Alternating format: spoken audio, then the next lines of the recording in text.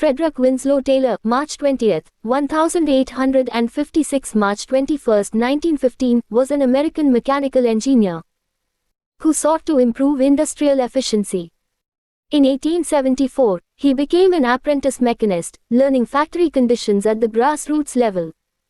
He earned a degree in mechanical engineering. He was one of the intellectual leaders of the efficiency movement and was highly influential in reshaping the factory system of production.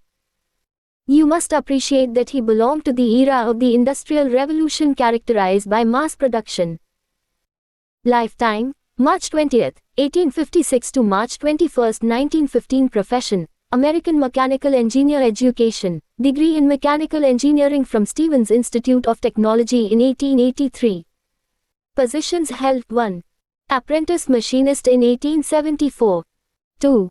Executive at Midwell Steel Company in 1884. 3.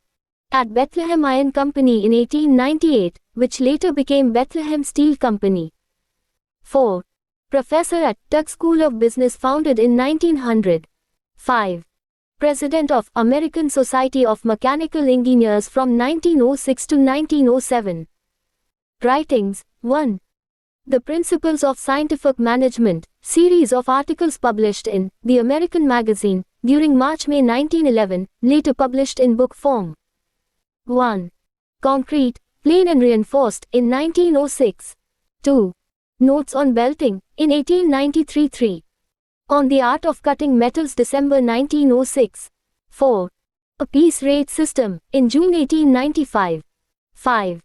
The Making of a Pudding Green, a series of articles published in 1915. 6.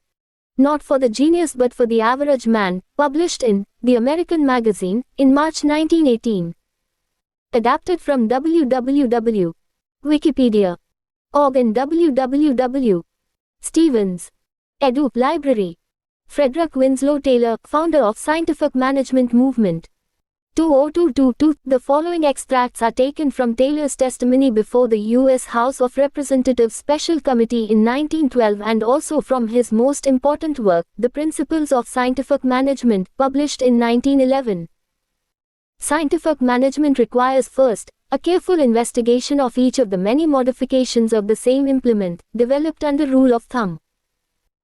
And second, after time and motion study has been made of the speed attainable with each of these implements, that the good points of several of them shall be unified in a single standard implementation, which will enable the workman to work faster and with greater ease than he could before. This one implement, then, is adopted as standard in place of the many different kinds before in use, and it remains standard for all workmen to use until superseded by an implement which has been shown, through motion and time study, to be still better.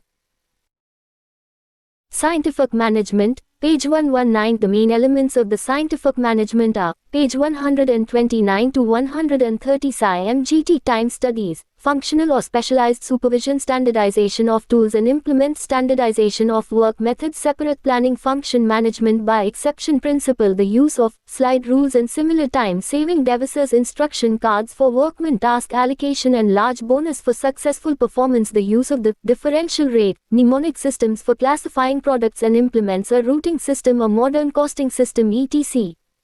etc. Taylor called these elements merely the elements or details of the mechanisms of management. He saw them as extensions of the four principles of management. Page 130. Scientific Management. 1. The development of a true science. 2. The scientific selection of the workman. 3. The scientific education and development of the workman. 4. Intimate and friendly cooperation between the management and the employees. Adapted from Taylorism, F.W. Taylor and Scientific Management, at web links. Taylor's contribution to scientific management. 202. Taylor found out the optimum shoveling load of 21 pounds per shovel per worker through a series of experiments in work study at Bethlehem Steel Company. The implementation saved the company $75,000 to $80,000 per year. 2. Pig iron handling per person per day was increased from 12.5 tons to 47 tons.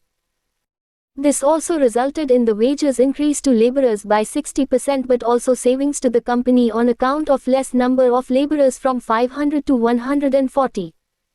3. He had published a paper, The Art of Cutting Metals, which turned it into a science. 4. He designed a piece rate wage system including incentives for Bethlehem Steel Company. 5. Taylor's associate Frank Gilbreth applied scientific management to the art of bricklaying, and through motion study was able to eliminate certain motions which were considered by the bricklayers to be necessary. Reduced motions from 18 to 5, designed simple apparatus like adjustable scaffold and its packets to hold the bricks, and finally also taught bricklayers to use both the hands at the same time.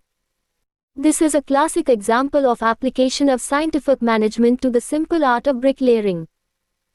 Applications of scientific management by Taylor and his contemporaries.